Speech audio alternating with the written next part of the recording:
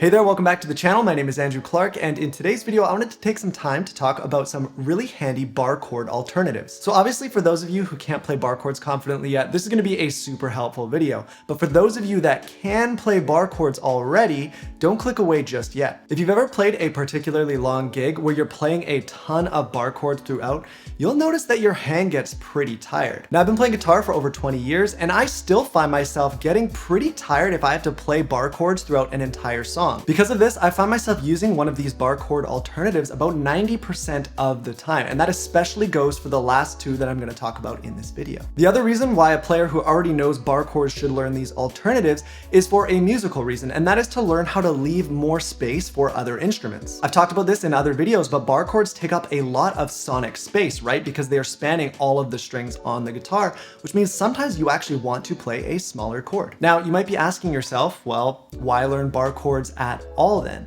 But the thing is that bar chords are an amazing way to understand the guitar. And you'll know if you've watched any of my other videos, I use them so much for illustrating different concepts for navigating the fretboard. And this is because those shapes are very consistent no matter where you put them on the neck. So the cool thing about the alternatives that I'm going to show you in this lesson is that they're not going to stop you from learning bar chords altogether. They're either going to give you a great jumping off point to eventually build that up into playing full bar chords, or they're going to give you some more creative freedom to choose whether you want to play bar chords or something else. Okay, so with that out of the way, let's get into the 5 levels of bar chord alternatives. But first, a quick word from today's sponsor, which is my Patreon page. I just added some brand new lessons there this week, so if you want to help support the channel, head down in the description and click that link to check it out. All right, let's get back to what you're really here for. Okay, so alternative number 1 is power chords. And you're probably already familiar with what power chords are. They're simply the root of the chord and the fifth. So it's one of the intervals that make up a basic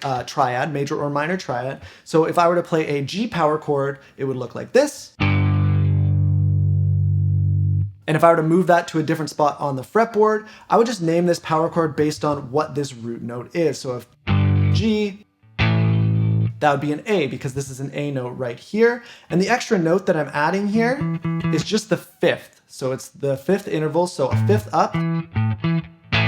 So this little chord isn't major or minor. It doesn't have any quality that makes it major or minor, which comes from the major or minor third. If any of this theory stuff confuses you as we go, make sure you check out my video on where chords come from and also on triads. It'll explain a whole bunch. I'll make sure to have those linked in the description below. So because these power chords are not major or minor, what it allows us to do is where we would normally play a bar chord, a full bar chord. So if we were to play a G major bar chord like this, we can simply play that.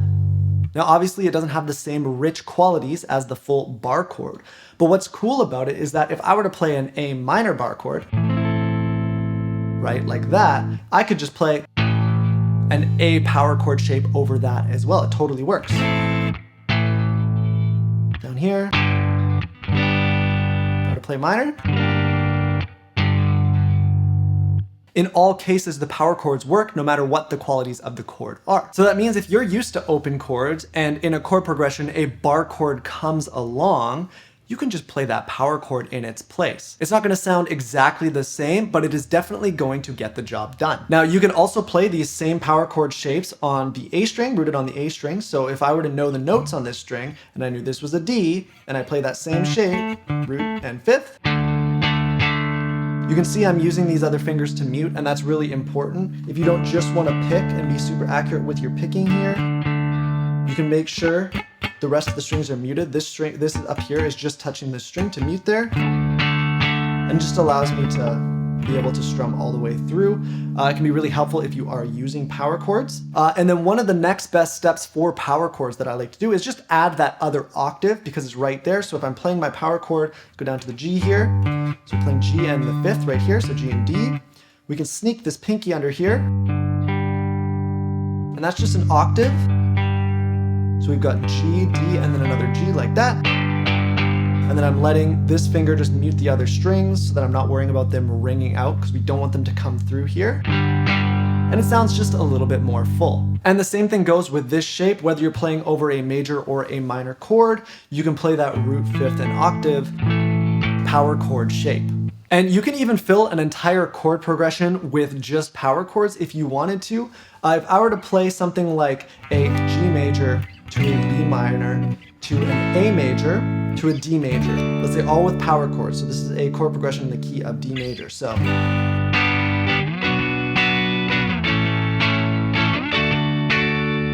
I could play that same thing with power chords. It's not going to have the exact same effect, but it's still going to work.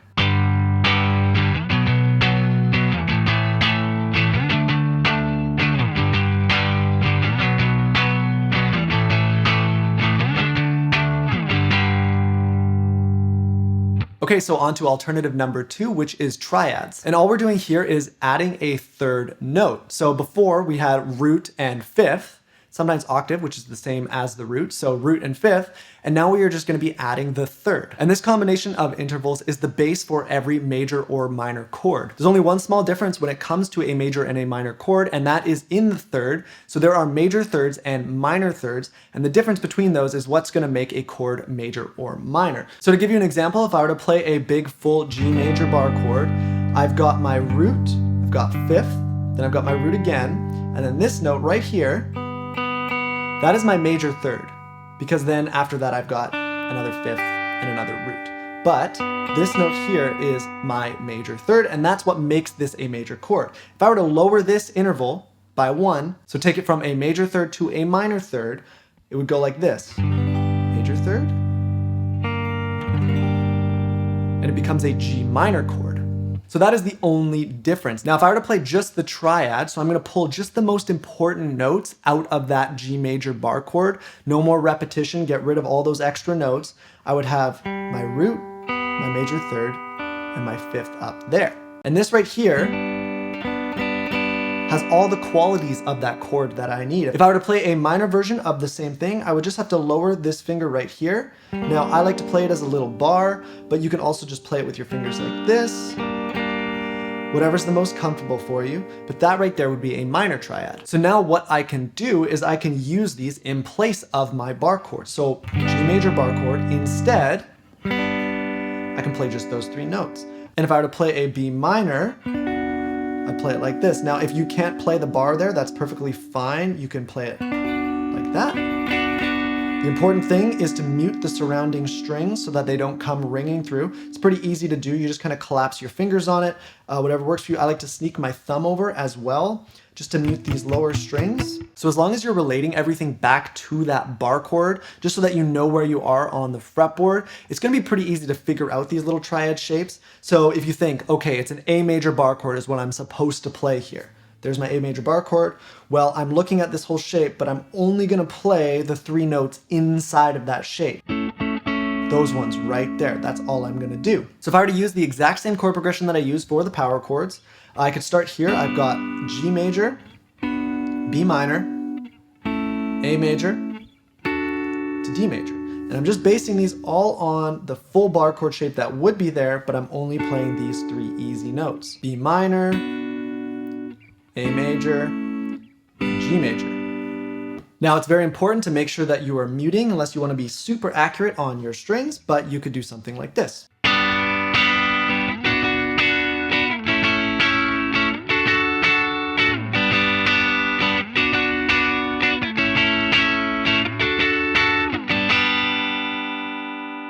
And obviously you can use any combination of those 3 notes that come from the chords.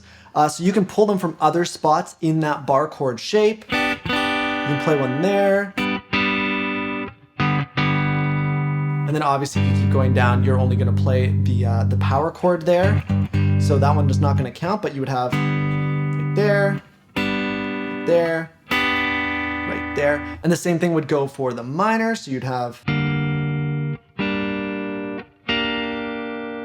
And you can even pull triads out of the other common bar chord shapes as well. So really popular one is the one rooted on the low A string. So for example, here's a D minor bar chord because it's rooted on this D note here. I could just play these 3 notes. And that right there is a minor triad. And the same thing would go if I played from the major bar chord, D major bar chord, I just played these 3 notes. I would just be playing a major triad. I go way more into depth about these shapes in my video specifically about triads, so if that's something that interests you, I'll make sure to have that linked below. But this really is just scratching the surface. Triads are a massive topic and something you definitely want to take the time to focus on and learn properly. Now for alternative number 3, we've got 4-note chords. And all we're doing here is we're taking our triad and we're just adding one more note. And there's a few ways we can go here. We can add a new flavor note. So for example, if we were to play a major 7 chord, a minor 7 chord, or a dominant 7 chord, where to play those, we're basically taking a major or a minor triad and we're just adding a major or minor 7th. Or we can just simply add another octave of one of our existing notes from the triad. So what I mean, if we take our G major bar chord again, instead of breaking it all the way down into just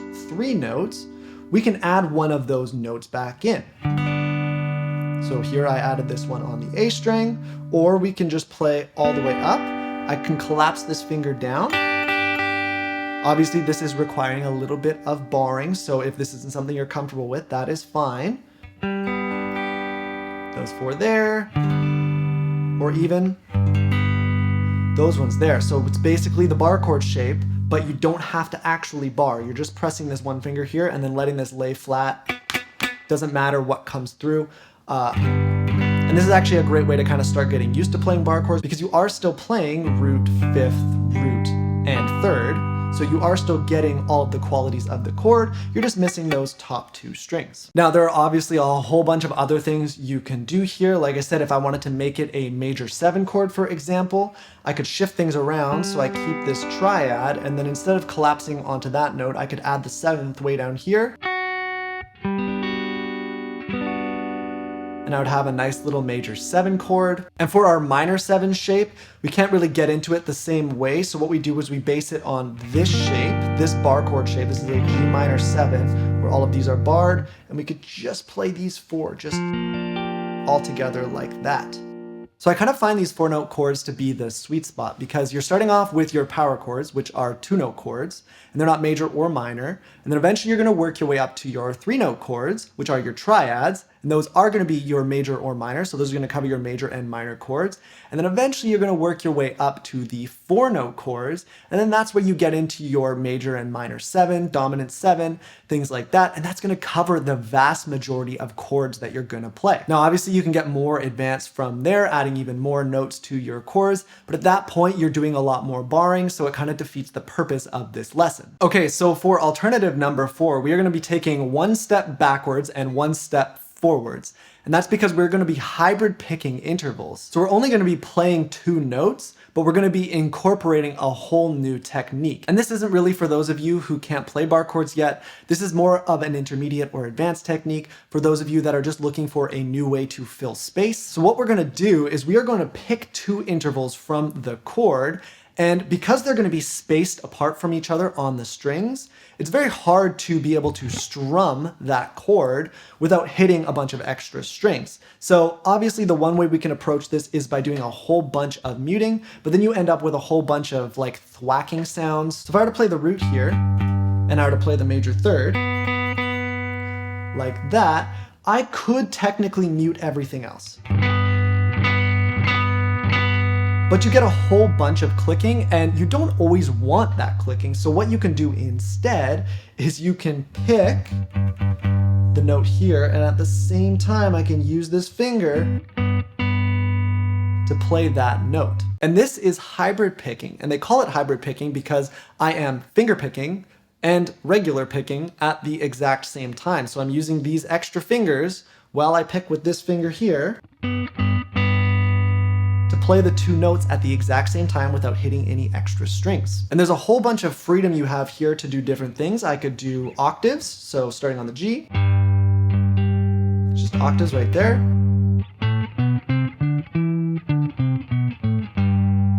Or I could keep going with the 3rd.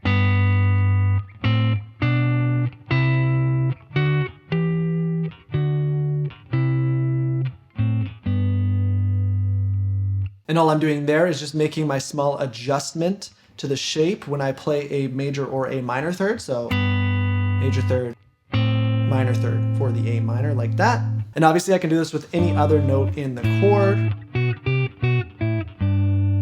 Or I could do this with a totally different interval. So let's say the sixth, so root and a sixth.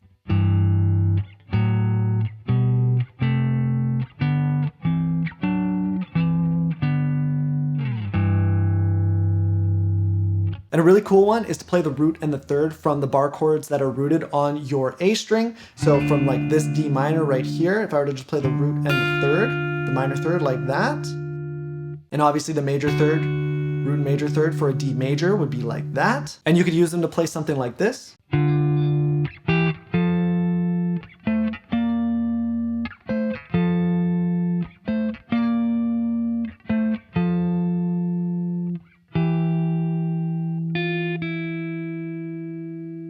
The key here is not so much in what your fretting hand is doing, that's pretty basic. The challenge is more in getting used to hybrid picking and figuring out your hybrid picking technique. It's gonna take some getting used to because a lot of people who finger pick use that first finger, and because that's tied up with your pick, you kind of have to get used to your middle finger being your main finger pick. But basically it's just gonna come from repetition and building up that muscle memory to get it down. While you're working on this, I'd suggest trying other string intervals as well. So not always just skipping one string while you're playing, try skipping 2 or even 3 strings. And this is gonna really help as you learn to incorporate your hybrid picking into other techniques. If you guys wanna learn more about hybrid picking, please let me know in the comments. If enough of you guys ask for it, I will make a video. Okay, so for number 5, our final bar chord alternative, we're gonna learn how to use our thumb. Now, I'm very lucky because I have long, skinny fingers and a long, skinny thumb, so it's very easy for me to reach around the back of the fretboard and play with my thumb.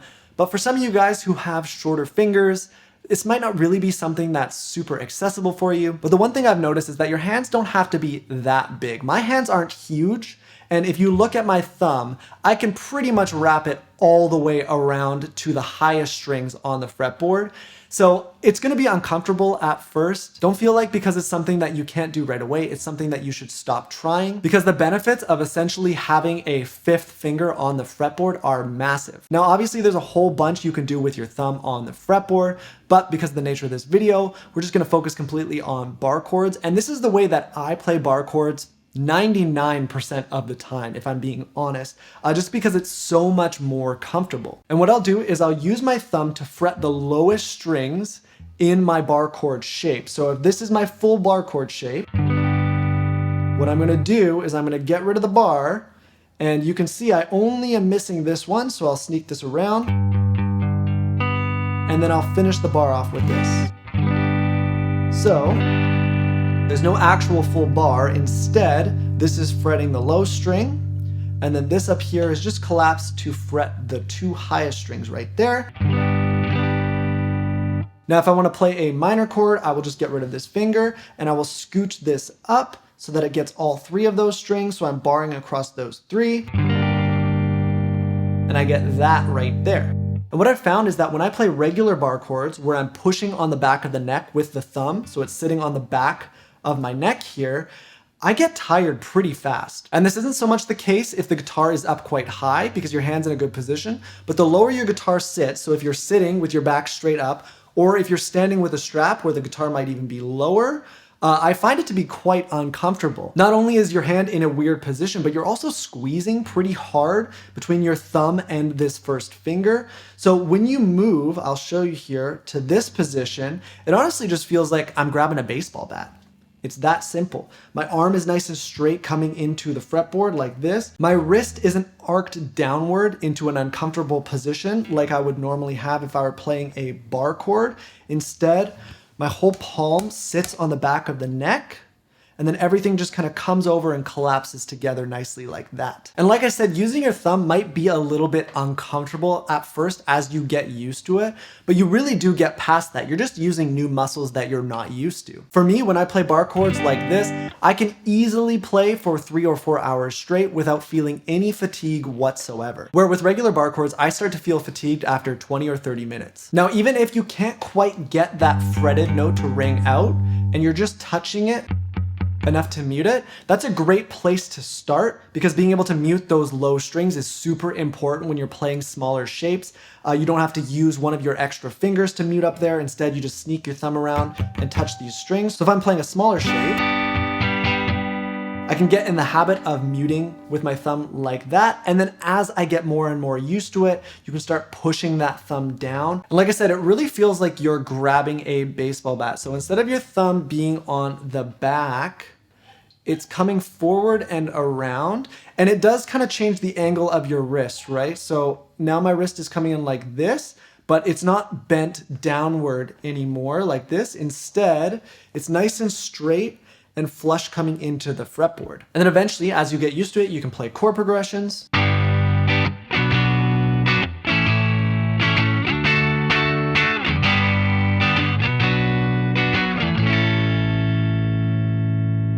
And being able to use your thumb is actually going to unlock some other really cool chord shapes as well that aren't bar chords. For example, one of my favorite ways to play an F sharp minor,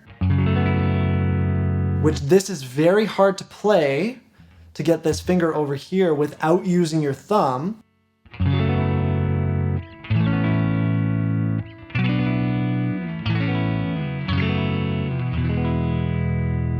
Really cool way of playing in the key of A major like that. You can also do something similar in the key of B major as well.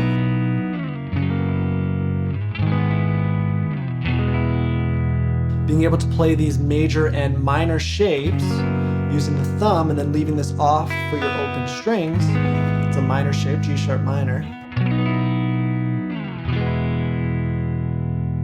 And you can even do something similar in the key of C major.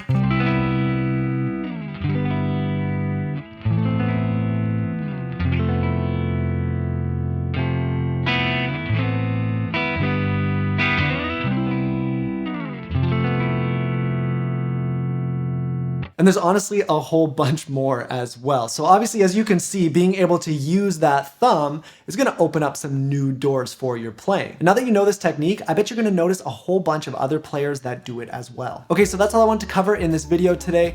We didn't talk about capos at all. And to me, they're kind of a way around playing bar chords, but they're not really an alternative or a substitute for them. If you do wanna learn about how a capo can be really useful, I do cover that in my video about chord roadmaps, and I'll make sure to link that below. I'd like to hear from you which one of these bar chord alternatives was your favorite, and if I missed any, please make sure you let me know in the comments as well. If you enjoyed this video, please make sure you give it a thumbs up, and please also consider subscribing to the channel. I release a new guitar video every single week. And once again, if you guys want to support me and what I'm doing here on this channel, make sure you check out my Patreon. It'll be linked at the top of the description. With all that said, thank you so much for watching, and I will see you in the next one.